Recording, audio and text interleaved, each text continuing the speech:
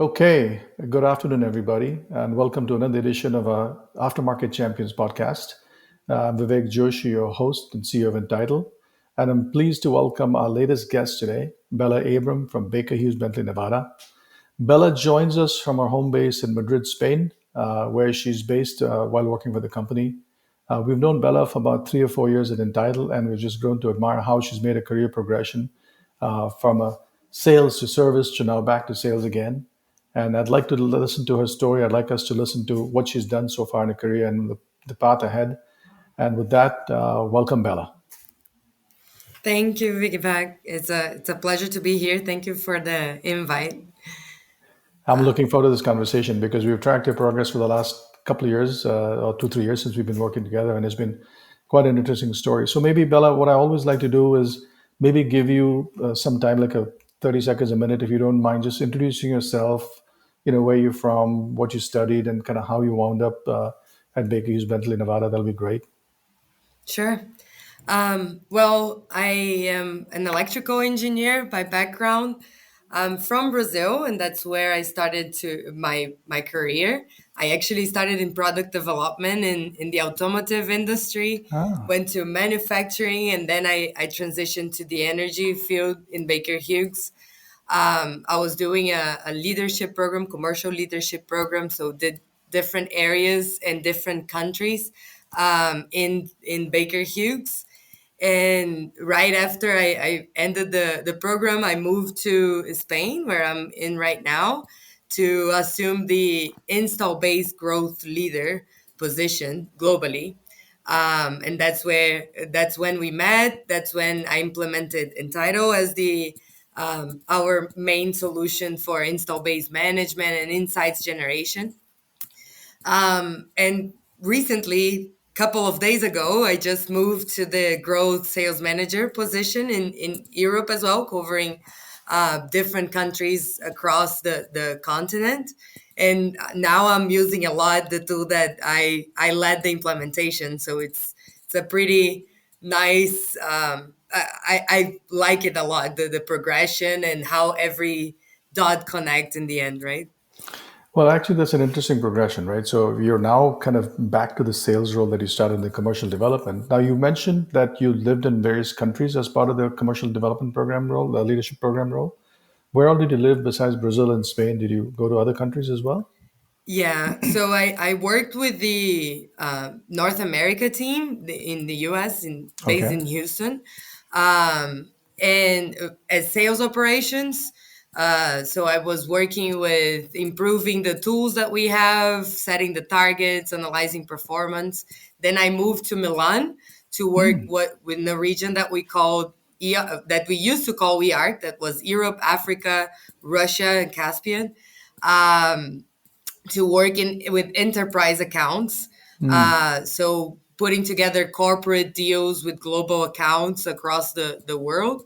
And then I moved to Spain. So it was in the end, like, because I was assumed a global role, it worked very well that I had been in three different regions All right. and had connections in all of them, right? To have this full view.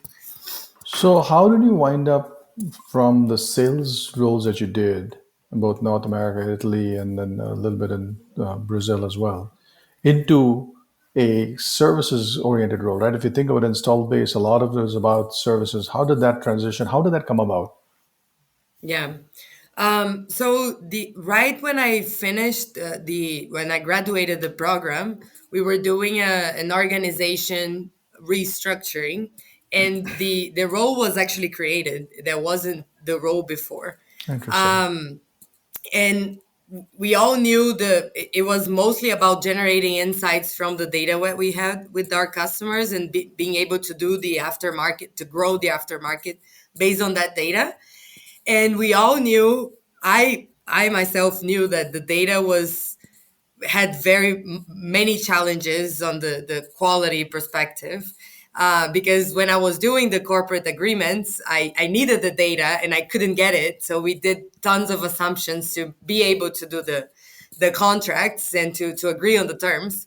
um, and in the same time, I had a very good sense, and I was very astute in the tools that we use because of the sales ops role that I Right. did in North America.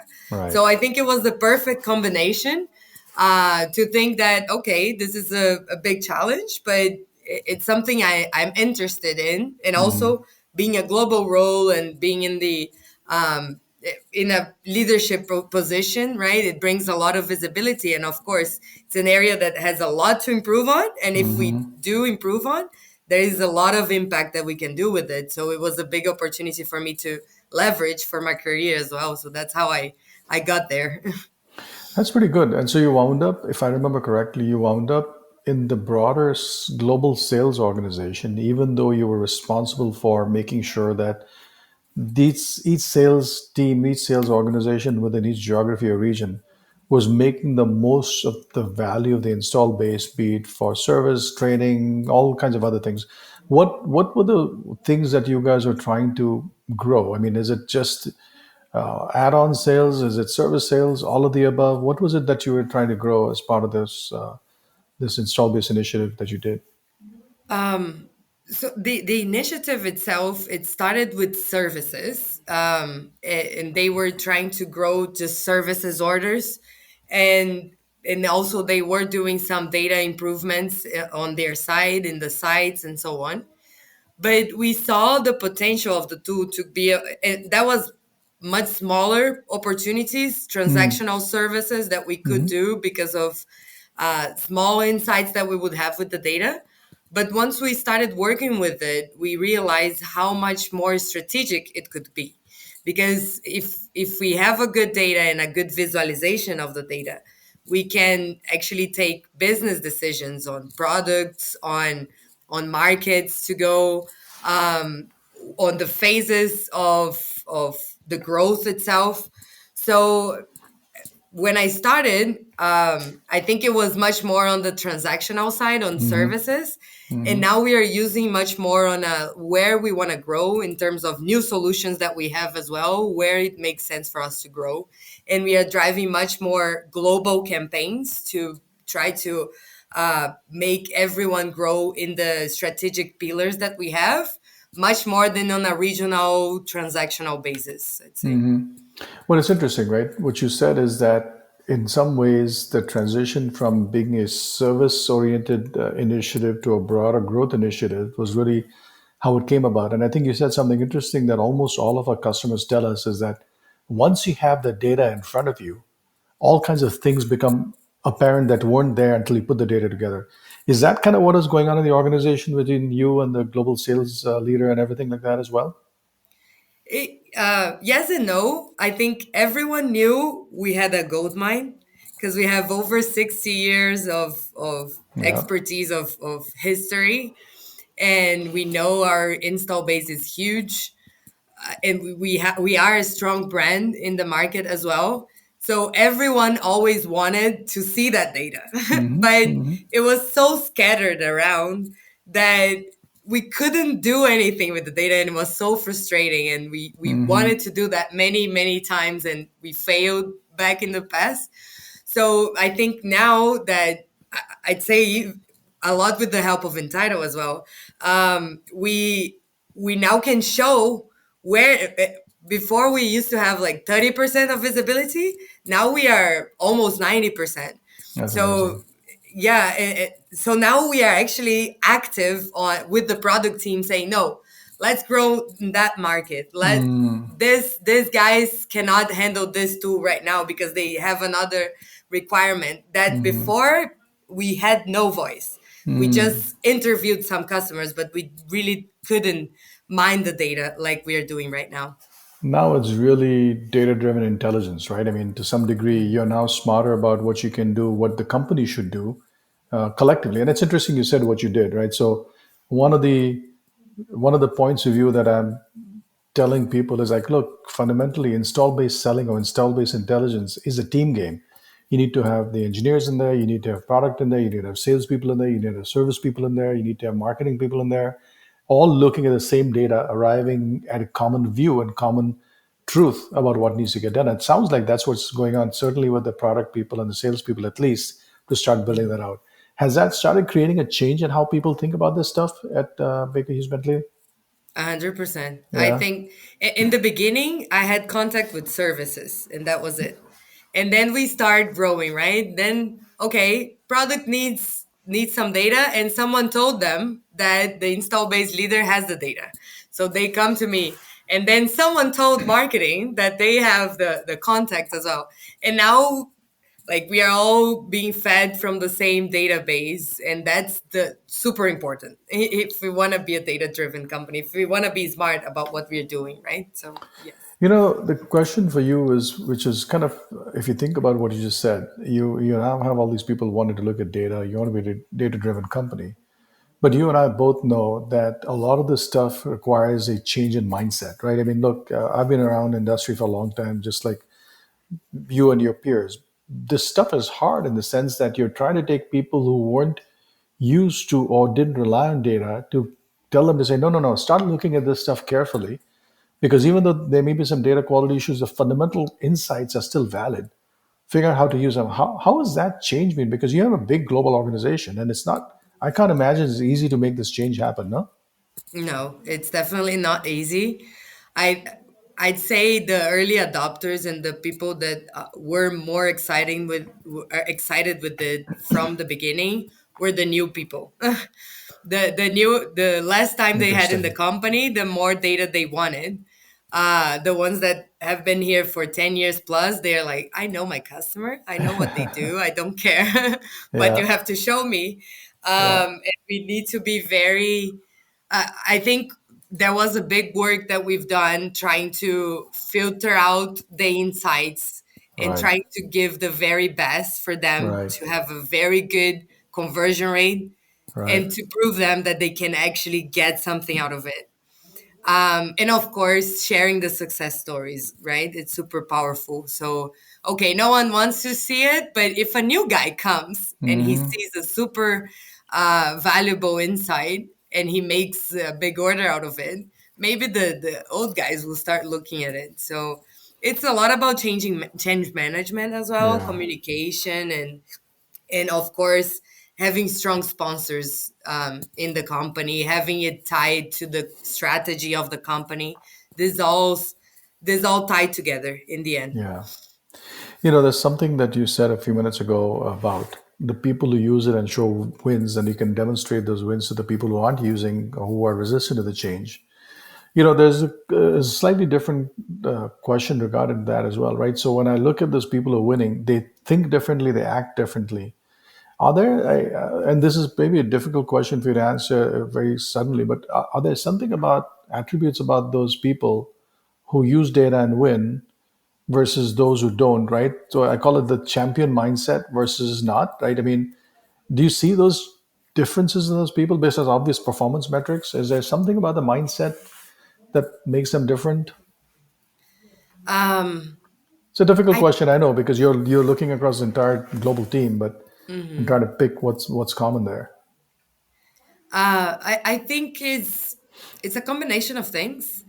I'd say first, to be a data driven person, it means that you want to investigate, you want to see the facts, and do different than what you were doing if the data tells you to do so, right? So it's about being open, I'd say. um, and because of our history of data that wasn't cleaned, of everything, many of the people, they were not open because they don't Right. want to lose waste time on doing this investigation. um, and besides that is also about being strategic, really, and both in your job and understanding how your job fits into Big. the bigger picture, right? Hmm. So uh the if we are communicating that install base is part of the strategy of the company, and we are being clear about why it's part of the strategy and why we are doing it and how we can Hmm. bring more to you, I think the champions, they understand, they make sure they understand it and they apply it to their routine as well. It's interesting what you said because one of the things I always tell people, this change requires a few things. And one is curiosity and openness, like you said. Two is willingness to try something, right? Openness is one thing, but saying, I'm trying something. And then the third part is having some notion of strategic or critical thinking to understand how this picture fits together, right? And that's really important because I see that time and time again where people kind of have that have that difficulty making that transition to kind of applying that because they're too used to the usual way of doing things and they just stop doing things on a regular basis. So that's actually an interesting thing, right? So now when I ask you some, I don't need to know exact numbers because again, this is, I want you to keep certain data private, but I think you had like 300, 400 people around the world, if I remember correctly, some large number Yeah. like that. There Mhm. were clearly pockets of excellence in each of them. When you think about the pockets of excellence, people who'd used the data, succeeded, and won, were you able to see a clear difference in what I would call performance level of those folks versus those who weren't using it? You know what I'm saying? Because the idea was to kind of make you a better salesperson, make you a better service salesperson, whatever it could be. Was there again? This is probably difficult for you to answer without data, but was there a clear performance difference in these people? If you look at how much they closed, what the yields were, so on and so forth. Um, it's hard to say that because I can see for sure that the ones that used were high performers. But the ones that didn't use many times, they had already big projects going on. Ah, I see. Okay. So it also makes sense. Like if Yeah. they already have a way to close their target, Yeah. they won't be curious That's or right. dedicate so much time Right. to investigate on it. So Yeah. I think that's a way to find the spots where you want to where you have Correct. more potential to have better engagement too. Like what are Correct. the people that are needing the most so you can develop and work with them to develop more success cases, right? Now, one more thing for you. You said something interesting a few minutes ago that you found the difference between newer employees versus people who've been around for a while. One thing one of your colleagues had said to me one day was that he said, Vivek, I didn't realize this, but this is actually a very interesting way to train and onboard new people because in the old days we had to say, go talk to him, go talk to her, get this data, get that. Versus now you have everything in one place in one installed base system. Did you see that be, benefit as well in terms of being able to train your global team better, faster? 100%. Yeah, We used to have Excel based install base, like, and someone had an Excel, and when I started in the role, I started gathering all the data I could to understand how to put it all together. And there was always someone, oh, that was this guy that mapped the install base in this country back in 2020, like right. back in 2018. And that's how they passed the message away. And every time we had a new sales manager, they would do the full discovery with the customer from scratch, and now every time we have a new sales manager rolling, like starting, they ask for access in Entytle even before they have a territory. Like Interesting. sometimes they still didn't give the access because the territory hasn't been updated yet, but they already want to understand their customer base. So they have this visibility, and it's so much smarter, right? So Yeah. So, I'm going to kind of ask you a question, kind of going back a few minutes ago, right in the beginning when you were Mhm. telling us your story, right? So, you came through the Commercial Leadership Development Program, where it's a training program for young graduates or new graduates to kind of get into things. Why, as an engineer, you said you did some work in automotive, but why, as an Mhm. engineer, you came into sales? What was it? What was the thought process where you come into sales and then into this notion of customer? And I'd love to understand more about how that transition has worked for you as well. Yeah. Well, when I moved to sales, I was in the manufacturing, in supply chain, working as a process engineer. And I was doing a lot of continuous improvements on the lines of production lines and so on, which was very rewarding to see the results. But it was very limited to the site, what the Hmm. impact I would have in that plant. And coming to sales now, it was a lot about having the global view, the global perspective, But now I think the impact of the projects that I implement are so much bigger. I can see it translated into orders, but also into like defining or helping, at least supporting the definition of the new products strategy, or a new solution that we are developing, and analyzing the concept overall. So I think the engineer side of me is still exercised a lot, because we're talking about very specific solutions for the energy field and for different industries as well. But the strategic side, and the part that a little bit about vanity as well, right? That wants to see the impact you're getting to. I think it's so much more rewarding in sales, in the commercial picture, Right. and that's why I came. So when you moved out of CLP program into the what I would call the chief install base officer role, right, for Bentley Hmm. Nevada, that is a big deal for a new in career person. How did Hmm. that change how you think about stuff? How did it change in terms of your progression? Because clearly you were given a chance to sit at the table with some pretty senior people, right, Hmm. and kind of drive a very big, visible global initiative. That doesn't happen to everybody. Yes. How did that change how your career, how you think about your career, and more importantly, how does your bosses think about your career, right? Yeah. It wasn't it wasn't an usual move for people graduating to the program. It was back then. It was a huge pressure, especially because it was to do a job that no one wanted to, because the data was pretty hard to Yeah, deal with.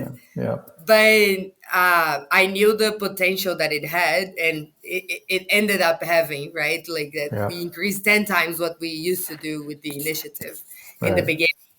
And it gave me, for sure, like the visibility I have on the company strategy. I had the chance to have product training with the Mm-hmm. product leaders of each part of the business in our headquarters. Mm-hmm. In Go to the manufacturing, learn from the supply chain leader what is there, and get these connections, this network. And in the end, like the next step, I ended up in another leadership program that we have in the company, Mm-hmm. more of a mid-career one that I just Mm-hmm. graduated right now too, Ah, in a nice. very short set of time. So it was like 2 years, and I already got to a new one.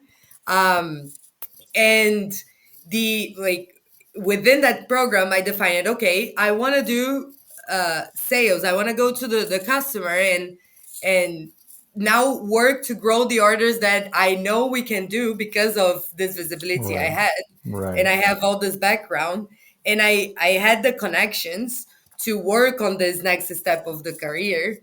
And I think I feel like my career path is much more structured now, and I have this possibility because I was Right. in a very senior role, maybe a little earlier in my career. Right. Yeah. Well, it's interesting, and more importantly, in addition to the senior role early in the career, you were able to get a, as we say in the U.S., a bird's eye view of the entire business and what's happening. Hmm. And in that context, obviously, I have a bias towards services and aftermarket. And you mentioned something interesting early on. But what was the learning you had at the broader level, at the higher level, about the role of services in the context of a company like a Bentley Nevada or any of the manufacturer? I mean, how does that come to you as a based on what you've learned in the last few years? um I think services was also always a very big focus for Bentley Nevada since the very beginning, and we are very strong on the expertise we have with our services team. Um, so it was always central in our strategy. Hmm. Uh, right now, we are transforming ourselves, right? We are acquiring new companies or doing partnerships, developing AI powered solutions. And the as a service is each time it's bigger, right? The subscription, and making everything become services. Even if we provide the software, is through subscription, is and then we're gonna show the services.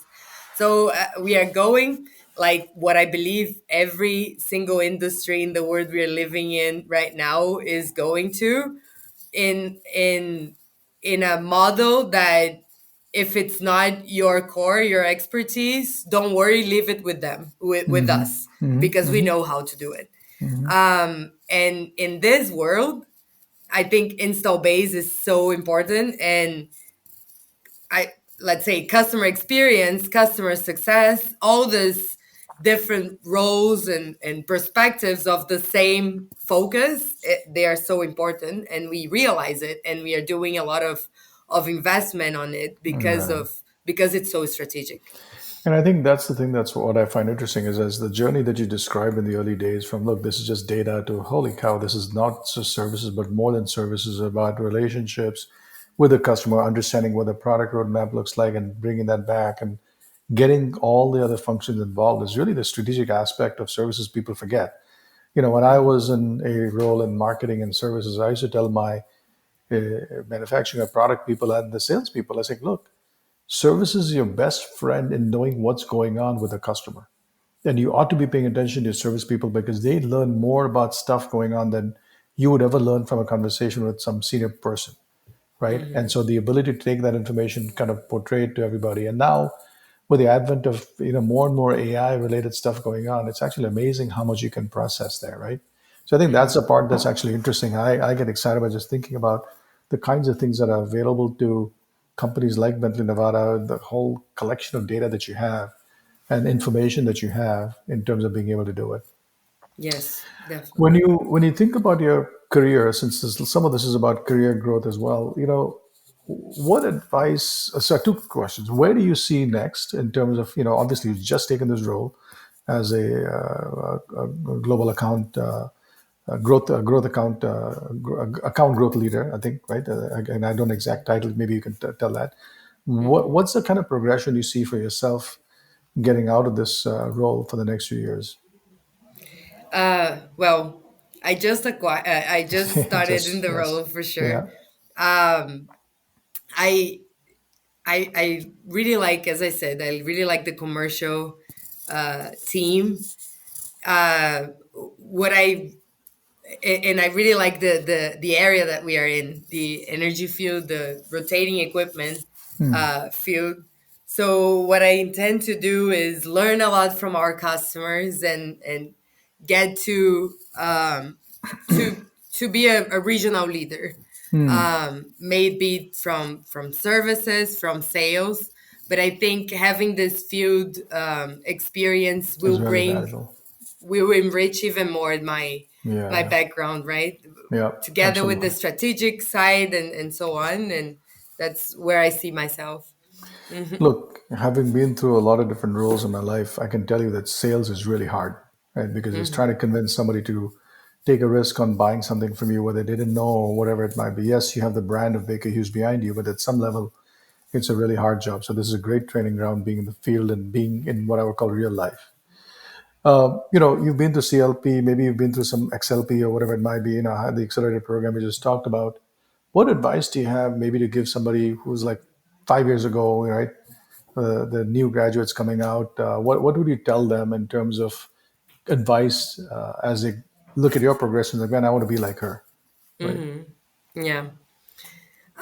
So there is this quote I really like, that it says, I don't know who said it, but that you need to work very hard to get a little bit of luck, right? I think um, the having the growth mindset and wanting to learn more is the main thing to have and of course performance that tied with performance, but is the main thing to have a career progression. And maybe it's um, not very intuitive, the next step that you're doing, but if it makes sense in terms of personal growth, go for it. And I'd say, from my personal standpoint, I think I've done a lot of different things, but when it came to being the install base leader, I think I didn't doubt it, because it was right where I wanted, how I wanted. And I only got there because I've done all those different things and I did all these different connections. So some people have it very clear in their minds Hmm. what they want to do, like what's the end point. I'm not one of those people. But I know what are the types of challenges that motivates me, and that challenges themselves, they motivate me. So I don't want to stand still, Yeah. and that's how I think I got this progression, and that's how I plan to continue being, because I Yeah. just think that life is more interesting Yeah, like no, this. I think what you said is important because I think sometimes people get too programmatically planned. If you may, this is the five things I want to do versus saying, look, I know I can make an impact, I can learn a lot, I can grow a lot, let me go do this. And I always used to tell people in the early in my career as well, like, look, take the right job with the right people because everything else follows after that. Money, promotions, everything else follows after that. Because if you do the right job with the right people, you will get recognized if you do it well, and those things just open up doors for you. But just like your the doors opening for you in terms of your career progression with this growth leader role and all these different things you're doing. I always like, and I always like to end with a question that I listen to podcasts myself. There's a podcast by a guy called Guy Raz about how I built this.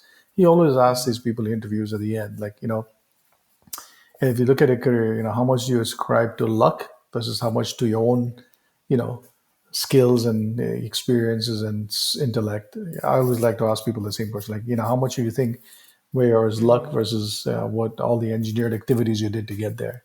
Hmm.